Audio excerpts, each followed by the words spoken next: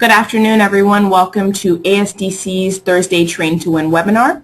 Today's topic is your email program, and we're going to hear from two email experts from DNC's digital team that are going to talk to you about how to compose really great emails and how to really develop and build your email program in ways that are going to benefit you in the state. So we're really excited about today's webinar.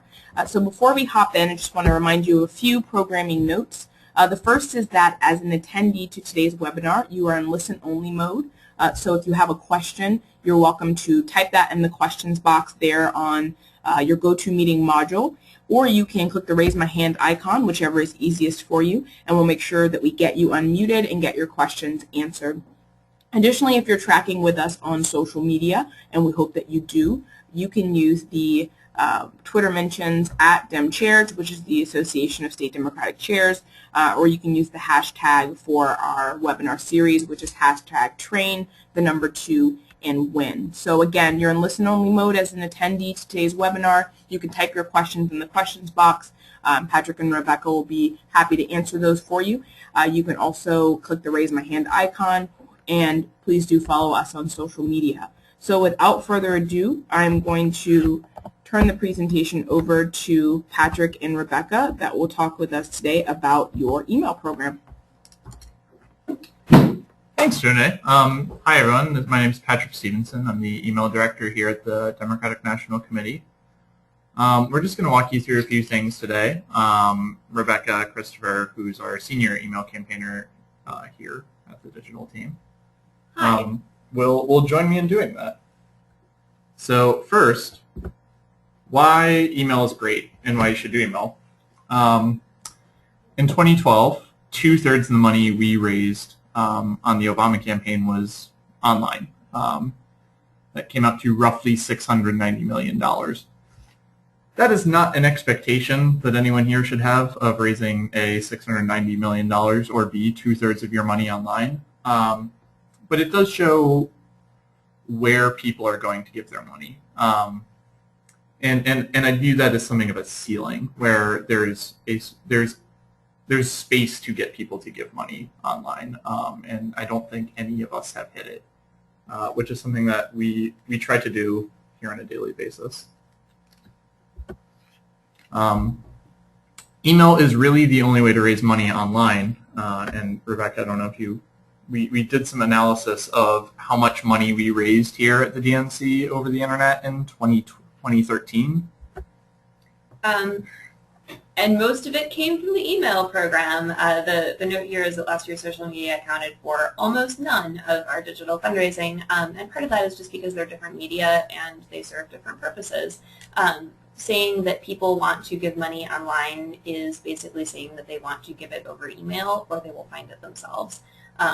You don't get what you don't ask for, and so that's why email was invented, not actually, but that is why we ask for money over email and not over any sort of other ventures. That said, it's important to note that while email has a very low overhead of really the only thing you spend on it is the time of your salary that is working on email, you actually do have to spend money to make money on email, and that money goes into list growth, ads acquisitions, and other ways to get names on your list. Yeah. So before you send an email, the first thing you do is you need to map out a calendar of your sends. You can do this depending on how busy you are. Typically what we do here at the DNC is we map out about a month in advance. I've heard of people that do much longer than that. I've also heard of people that fly more by the seat of their pants on these things. But what do you do when you think about that? You just need to think about who you're sending an email from, when you're sending it, and what you're sending those emails about. Deadlines of any sort, pre-primary filing deadlines, FEC fundraising deadlines, deadlines to enter a contest, all of these things, people are very motivated by deadlines on the internet. An example, we raised in April, the month we just finished, we raised about 20% of the money we raised in the month of April yesterday, just purely because it was the last day of the month. It's when people really do seem to check in. So you want to plan out an arc that can build you up to these deadlines, and then once you've built it up, to really knock it dead. And you don't want to send all fundraising emails. We're talking about fundraising, and fundraising is, I think, for us here, and I'm sure for many of you out there, is your major imperative of what you want to do with your digital program. You don't want to use your email list exclusively for fundraising because it will actually hurt your fundraising. You want to mix in some petitions there with your fundraising asks. You want to ask some people to share a cool video or an ad that you just put out. And so just think about like what are good opportunities for you to communicate with your list and really make people feel like you're not just treating them like human ATMs on these things. Yeah. Also think about who you're sending to. As you send more and more email to your list, you can use the reaction that you get from that email to sort of learn more about who your list is. But there are things that you already know, which is that they live in your state, that they are Democrats, that they are involved and are capable of using the internet. So a good example of thinking critically about who you're sending to and what your audience composition is maybe sending a volunteer ask to people in a competitive congressional district while you're sending a fundraising email to the rest of your state. People have different utilities at different times. If you need people to get out the vote, it does not make sense to ask them if they are not in a district that you know of. If you are asking them for money, it doesn't make sense to ask them for money if they are in, for example, this theoretical competitive district. So when you send email, because you can be so incredibly flexible with your audience, it serves you very well to think about it and to send the right asks to the right people at the right time, which is like basically the whole trick of email, but also something that is easily done. Yeah. So now we're actually talking about sending an email. I like to think there are 4 things that really make a successful email. One is who you send it from. This is a good case of the more well-known and the more popular the person, generally speaking, the more successful an email will do. There's an exception that proves this rule, which is that sometimes you can tell the right story from a right person, and they can be an utterly random individual. And if you have an interesting story to tell from them, if it's, for example, a good one I can think of is there was a woman in 2012 whose daughter was diagnosed with like a congenital heart defect immediately after birth. And because of the passage of the Affordable Care Act, really benefited from her removal of lifetime coverage caps. And we sent an email from this mom talking about exactly how much the Affordable Care Act meant to her. And, we're just talking about a random woman no one had heard of, but it was very successful because she had a very compelling story to tell. That said, also it helps to send from Barack Obama, and it helps to send from Joe Biden, and it helps to send from senators or governors or just well-known political figures in your state. And it is worth your time to ask for those and to get those favors, because we can send the best possible email from our organization's executive director, but it won't touch that of a more well-known or famous person, just because more people are going to open it and give it the time to read it. Tactics. These are the things that you do to make money. They rely on data, which you have to build up and does not come seated in your email program. So the question is, how can you use the information that you have to catch people's attention, engage them better, make money, and treat them like adults. So things that we do at the DNC that we would consider to be very tactic-heavy emails are things like supporter records. You've probably seen these from many organizations. They say your donation history, if it's good, if it's bad, if it's non-existent, and then they suggest an amount that you can donate. These are like sort of a data lift and a setup lift. So, not not necessarily for immediate beginners, but also after you take it for a test drive a couple times, you will get much better at, building things like supporter records, putting little boxes in your email, doing that sort of tactic-heavy stuff. A lot of the tactics that we're talking about actually come from direct mail. And so if you have direct mail experience or have read it, you can get a sense for what is going to be a tactic that will raise money. So supporter record I mentioned. Micro goals are also very easy. A micro goal is it's a small goal, shockingly. It is a very tiny goal that you map out by district or state or city. For you guys within a state, it would be by, region, by congressional district, and say, we need X supporters from your area in order to, blanket our state with support for Democrats. And with all goals, it is important to be realistic about, the size of the Democratic presence in your state. The size of the goal for your city or area should make sense. And then you basically just ask people for it. If people get the sense that you are letting them in on information that you have, which you are, they will be more likely to help you out. And I think that just comes back to the point of treating your list like adults, making sure that you are being realistic and honest with them when you ask them for things.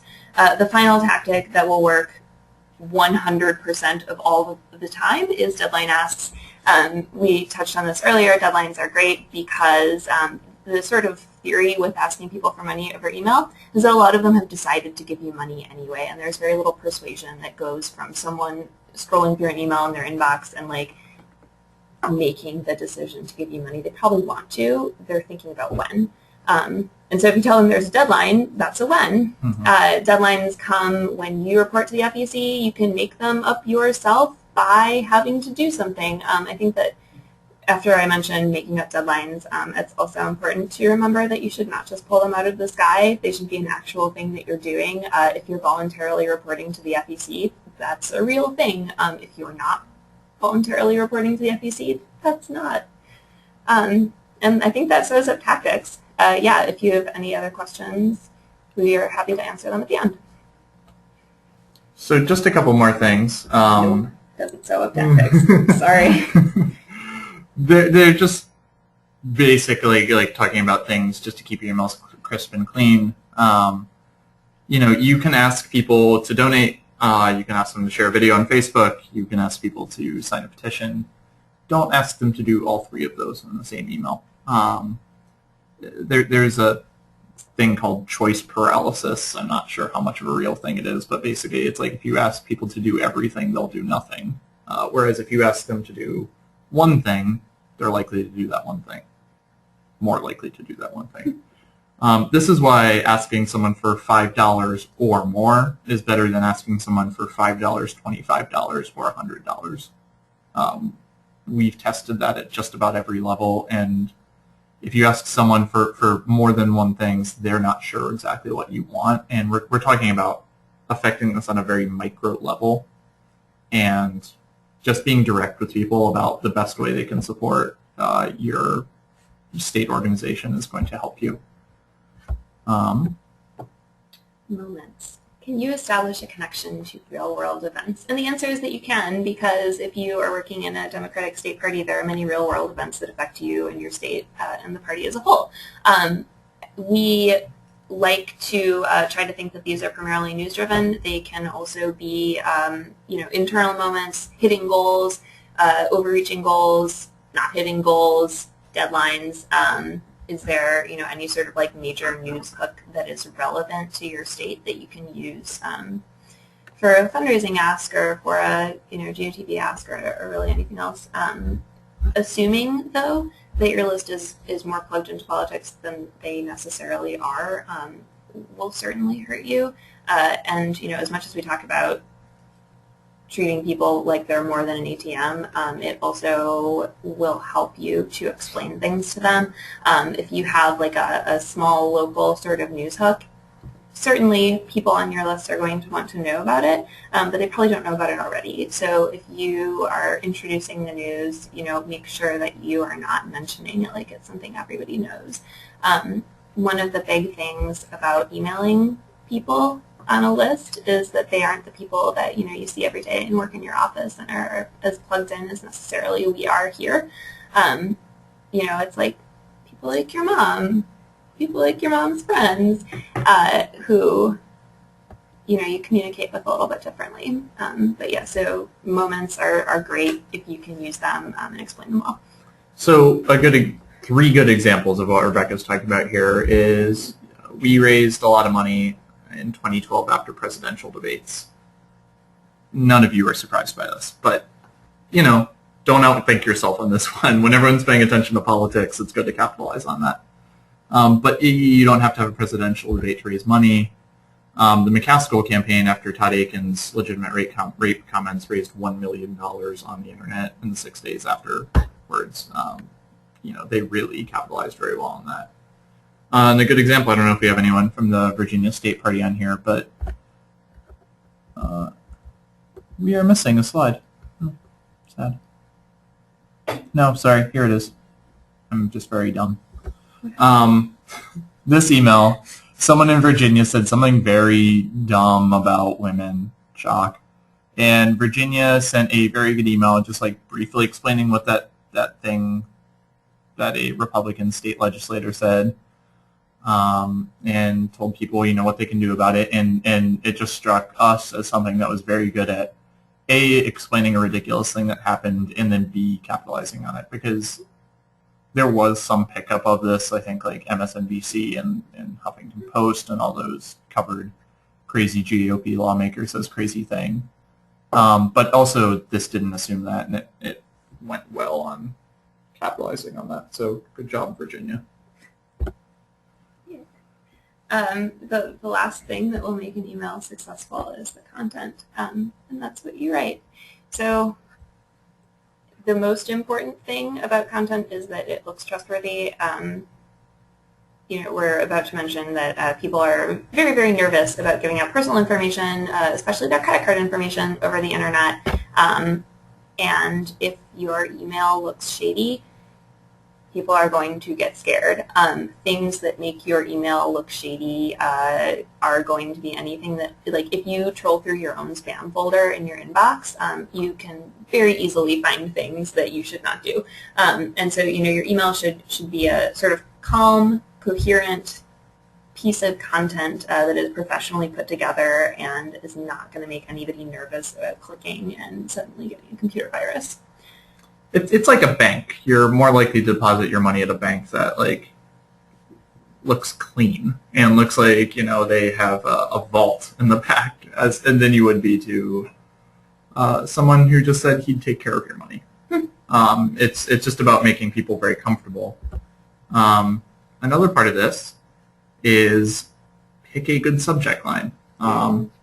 This is a big part of email because it is the first thing. It's the thing people see that determines whether or not they're going to interact with everything else you've done on the subject. So it should be attention-grabbing, and it should prime people to take the action you want them to take. Don't make it boring, but also don't, overpromise or don't scream fire in a crowded theater if there's actually no fire. Here are some good subject lines. Yeah. These are literally just subject lines from February that we like. One of them is from us. The Barbara Streisand's email for Emily's List with the Hello Gorgeous subject line is obviously great. That's a good combination of sender as well, because you can, weight that Barbara Streisand carries just by being herself in your email inbox is great, and her saying something cool is even better. Mm-hmm.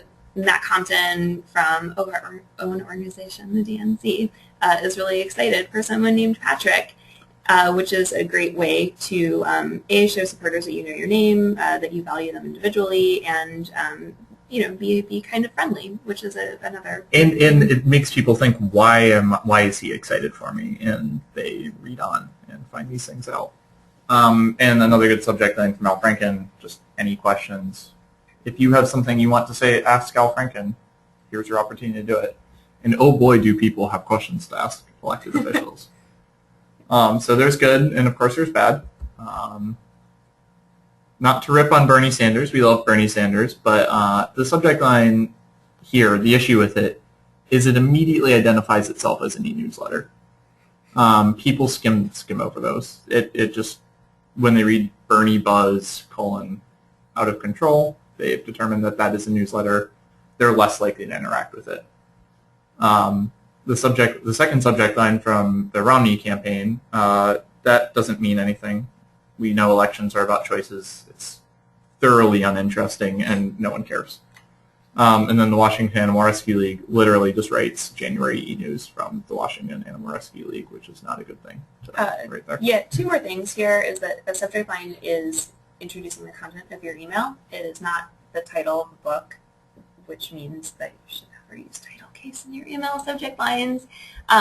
They make them less urgent, they make them less conversational, and much like using the word e-news, newsletter, or Bernie Buzz, they make people want to save it for later, which is never an experience you want to create. So we mentioned earlier, don't overpromise on your email list. Like, you could send, if all you cared about was getting people to open your email, you could say subject line free iPad. Everyone would open that email.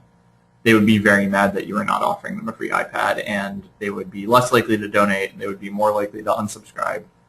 The converse of that is don't send a subject line in caps lock of this is the most important thing ever if it's not the most important thing ever. What we mentioned earlier about making your email like a bank sort of goes to subject lines as well. You're creating a rapport of trust between you and your supporters, and if everything to you is like the most out of control, crazy piece of news that you've ever heard, and it's breaking, and it's important, and it's like a critical deadline, if every time you send an email they're seeing that, they're going to get fatigued from it very quickly, and also be annoyed and sad at you. So here's a good example of this, and we picked on the Franken campaign because we love them, and they're really good at this, but they sent a subject line that was a puppy in a Cupid costume. That's a great subject line. But I opened this email, and there's no picture of a puppy in a Cupid costume. And that made me deeply sad, because I wanted to see at that point a picture of the puppy in a Cupid costume. Yeah, in fact, there is no mention beyond the subject line of puppy in a Cupid costume. Yeah, I think, yeah. Puppy at all. So, don't promise people pictures of puppies and then not deliver on pictures of puppies. That's just a general life rule. That's not even an email rule. Write emails that people actually want to read about puppies, but not really, because about politics. So yeah, don't send out. Another thing that we're talking about is the uniqueness of email, and the way that it interacts with people is not the way that you interact with people on Twitter. It's not the way that you interact with people if you are a press liaison and you're writing a release. So don't send press releases, don't send speech transcripts. Those are meant to be said out loud. And write emails you like. I think that just good knowledge of how you interact with your friends and your mom and your coworkers on email should be the guiding strategy for how you interact with your supporters over email. Like, at the end of the day, although it feels very weird and different and not like typing an email on Gmail or Outlook, that's what it looks like to people, and so it should have that same level of intimacy, friendliness, and good content that cuts to the chase that a real email you would send would. Speaking of cutting to the chase, be brief. People get a lot of emails, and they skim most of them, and they skim most of them on mobile devices. So that means, we're talking about sometimes milliseconds of people's attention. And sometimes people see that an email is 600 words, and they're just not going to read it. Yeah. You talk about the easiest thing that you can do in an email is like leave it. So that's going to happen most of the time. So the shorter and more concise you be, the better chance you have of getting your point across. An example is this. We are all not blessed with sending from the President of the United States, and yes, there's a higher degree of difficulty with this from people that aren't Barack Obama. This gets the point across. It gets the point across very quickly, and was a very successful email. Also, to the point of being brief, you don't need any unnecessary bells or whistles on your email. So we're talking about crazy header graphics. Something you see sometimes in emails are actual photos of someone's signature in the email. No one signs email with their hand. So it's just like, I just try to make it look like someone sat down and actually just knocked out the email on their laptop right now. The more you can do that, the more authentic it feels. Testing. So testing is a more advanced tactic, and it is something you can do if you have the list size a lot, and if you don't have the list size a little.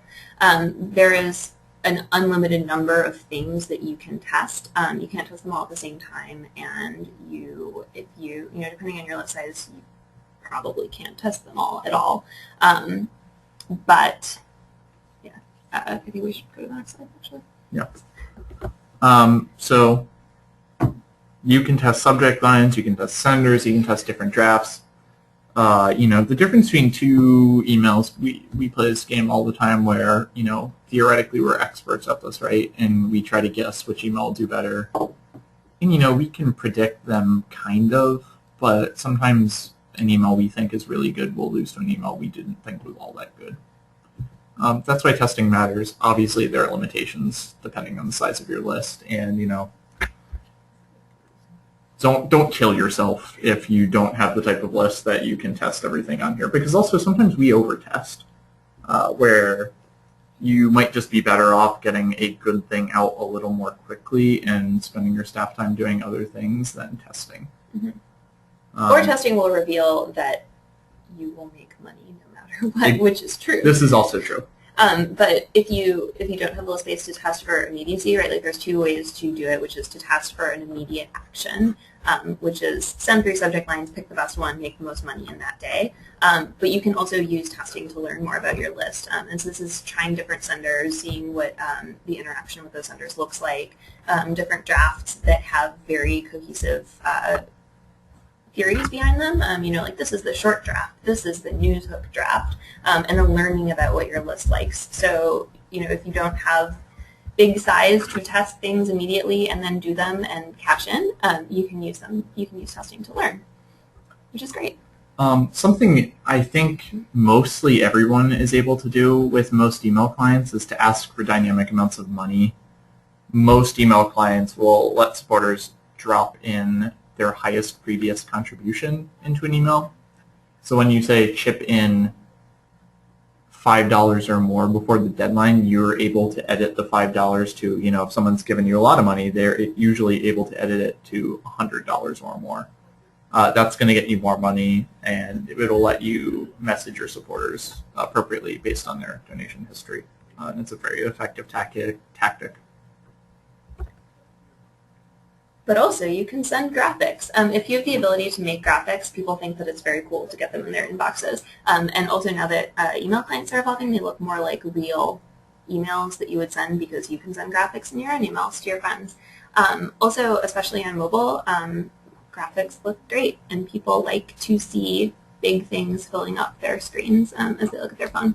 They help to highlight your content, give people places to click and things to look at, and also when people get them and they look really cool, they feel like they got a little gift and they're happy. And you want people on your list to be happy.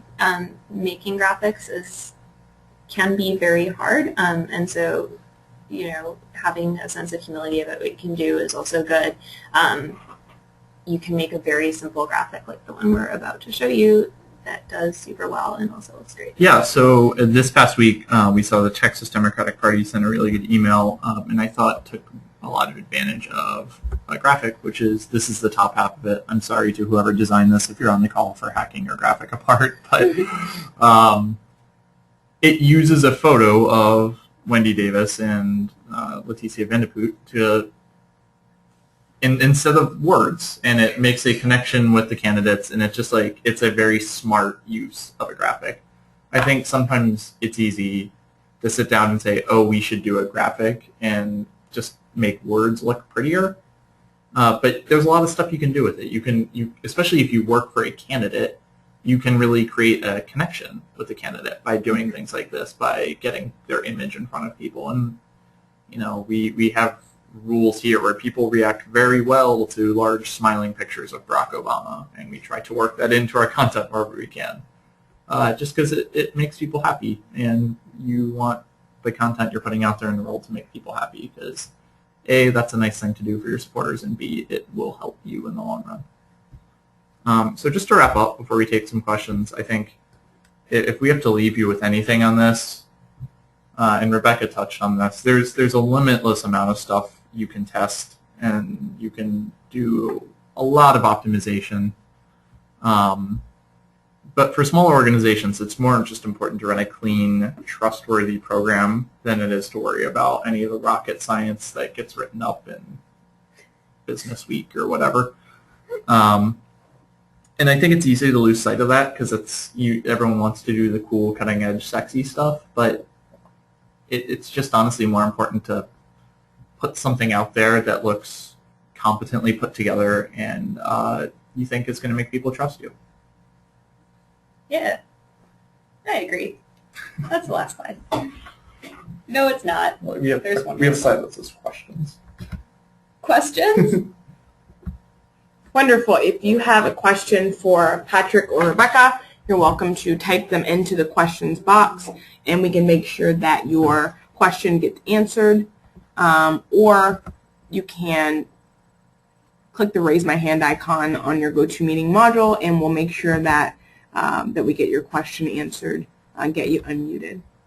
So we have a couple questions here in the questions box. The first question is, do you think that as far as email timing, the end of the month works because it's payday, or how do you think about your email schedule in terms of fundraising for what people are able to give? That's a very good question. I think the answer to it is we don't know. We have tried to do some testing around payday. Specifically, we think that people give us money at the end of the month. It's because that's when everyone tells them to give us money. We think it's possible it has something to do with payday, which is why we've tried to do some testing around the 15th of every month. We haven't found that to have especially good luck, so I don't think it has anything to do with payday, but I can't say for sure. It probably doesn't hurt. Perfect. Thank you. Our second question is there a good ratio of content to fundraising emails? Talking about kind of balancing the types of emails that you're sending. I'm sorry. Well, I mean, the answer is no, right? The reason that you're sending email primarily is going to be to make money, but you can try to, cultivate good faith with sending other things. We mentioned telling people about what is going on and giving them news hooks. That said, there is basically a limitless amount of fundraising email that you can send. Each one is going to make not negative amounts of money. And so, to the extent that you can ask for it, you should. I wouldn't put any sort of prescriptive rule on it, like do 3 fundraising emails for every 1 content-driven email. Okay, great. The next question, could you just summarize what you discussed as being the effectiveness of single graphic emails versus just plain text emails, and kind of how to kind of make the decision as to whether you're using a graphic versus something that's just plain text? We do graphic emails a lot because we have a really, really, really great designer here at the Democratic National Committee, and we like to give her stuff to do. So we do them a lot. I think if you are not as fortunate to be in that situation, I think picking your spots with graphic emails, I think you want to anticipate. A good example of this was that Texas email. We all know that there's going to fundraising deadline at the end of June. We know there's one kind of at the end of May. And your messaging on that is not going to really change. Like, you want people to donate money before your deadline to your candidate. You can get working on, and if you have someone that works on your graphics now, if you farm that out to a contractor, like I would work that long in advance, and I'd save your more rapid response stuff for plain text email. Also, another good thing to remember is if the content is very simplistic, it can do well in a graphic. If the content is complex and needs to be explained with words, like right words, trying to fit a lot of content into like an infographic can be very visually confusing and make very little sense. So yeah, like if you need a lot of words to explain it, you should use words. Great. Another question here. Thinking about the subject line, I know Patrick touched on this. Do your uncapitalized email subject lines, would you see them as, performing better, or kind of a good way to create kind of a diverse, a diverse email experience, or do you think that's something that people should relatively shy away from? So this question is probably about like no caps in the subject line, right? So the answer with that is basically like we never use title caps, like the title of a book in the subject line of the email, because it is not really how people send emails. But we don't ever send no caps in the subject line, just because again we were talking about trying to make your program look trustworthy. It is a little unprofessional. Okay. Could you recap briefly your thoughts on long emails? Is there a length limit? Most folks, of course, try to opt for the shortest email possible. Kind of what kind of email length would you kind of recommend for most email? Yeah, I'll tell a story about this. I will try to redact this so I don't get in trouble. But recently, we wanted to send an email from a famous political figure about a hot button subject. And, our team came up with a few drafts. We kept them much on the short end. And then we sent them to this political figure who personally reviewed it and, said, like, I don't like this one, I don't like this one, I don't like this one, this one's fine. Also, I wrote you an 800-word email, like myself, from scratch, which was, it hurt physically when that happened. But we tested them, and the draft that was 800 words that this person had written themselves won. It was very successful, and it made me rethink a little bit of what we do. I'm not sure that's a replicable result, because I think there's certainly something to the fact that that was like more authentically that individual's voice. If you've really got some stuff to say and you really want to explain a complex issue, I think you can go as long as you need to. I wouldn't go more than 1,000 words on anything. And generally speaking, I wouldn't go more than 400 words on anything. But if it's really there, I think you can go for it. Yeah, also, if you're writing a super long email, you should have a link up high in it. Presuming that someone's going to read all the way through a long email is probably going to be wrong. And so if you give them something to click on, like up high at the top, then you can write as much as you want at the bottom. Awesome. There's a question here about capping something from Brittany. I'm not sure if you could clarify for us, Brittany, what you mean by that question. The next question is, how did you create the email where you had a personalized graphic that actually showed folks' name? That might be a design tactic that you all use, but I'll let you elaborate. That was a very complex bit of coding, which I don't fully understand. This is why we have smarter people than me work for us here. The answer is it's not graphic. That is the answer, is that it is actually dynamically generated text that appears over a graphic. We use an S3 bucket, right, to generate that. And we are able to use the basic data sets that show things like your supporter record or your name to auto-generate that for every supporter. It's pretty hard to do. Okay. What are some tactics to combat some of the promotional filtering? If this is a question that you can answer. Is it true that graphic-heavy emails are sometimes flagged as spam, and is that something you all have run into? So one thing to mention on the promotional filter is, first of all, there's nothing you can do to combat it. Like, it's part of life now. Let's all start to live with it, which I think people have been doing. But something really interesting is that very few people on political email lists actually use Gmail, which is shocking because I don't actually know anyone in real life who uses an email address that's not Gmail. But a lot of people use different clients.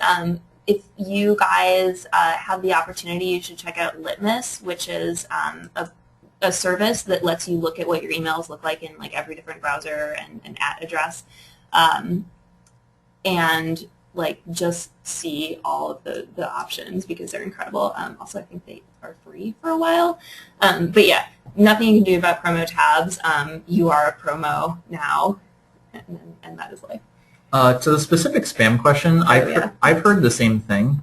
All I can tell you is that we do a fair amount of testing of text versus graphic emails, and if there was a serious problem with graphic emails being flagged as spam, I think we would see it in our fundraising numbers, and we don't. That's maybe not the most helpful answer other than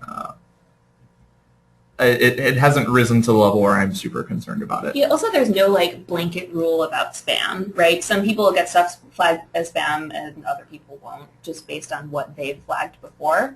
So you can't really be. I guess our main point is there's not enough hardcore evidence here to let that really dictate your actions, so I wouldn't recommend doing that. Yeah, we're all struggling a lot also. Okay, are there could you give us a ballpark for an average email program in the States, given this time of year in an election year? What would you say are like the max and least number of emails you should probably be sending through your program? Rebecca and I might have different answers for this. What's your answer? Oh man, well, so there's no limit, but you have to build up to it. If you have been making very little use of your email list and like suddenly want to start sending an email a week or an email a day or whatever, you're going to get a lot of shock from your list. They're going to be like, oh my god, why so much email? They'll be sad, they'll unsubscribe. The idea that you have to sort of like build up to it is probably pretty important. I would say if you are, like a smaller list, I would send once a week and then go to twice a week. And then by November, I would be sending 3 times a week. Yeah. I think I roughly agree with that. The other thing I'll say too is like different people have different thresholds for emails. And this is a good bit of fancy targeting you do. People that have donated to your campaign or your party or your committee, they're necessarily more invested in your work, and they're going to tolerate more emails from you. People that seem to be on your list really as spectators, you don't need to email them as much. And I think you can create a bit of a tiered system where you might be emailing your donors 3 times a week, and you might be emailing your non-donors once a week. Great. Our second to last question is, when you have graphics and or links in an email, should it only link to a donation page? So, our assumption is that people don't want to, say, read an article with more information about the subject, or because they won't return to the initial action that you asked them to take. Has that been in your experiences true? Yes, a lot. Very true.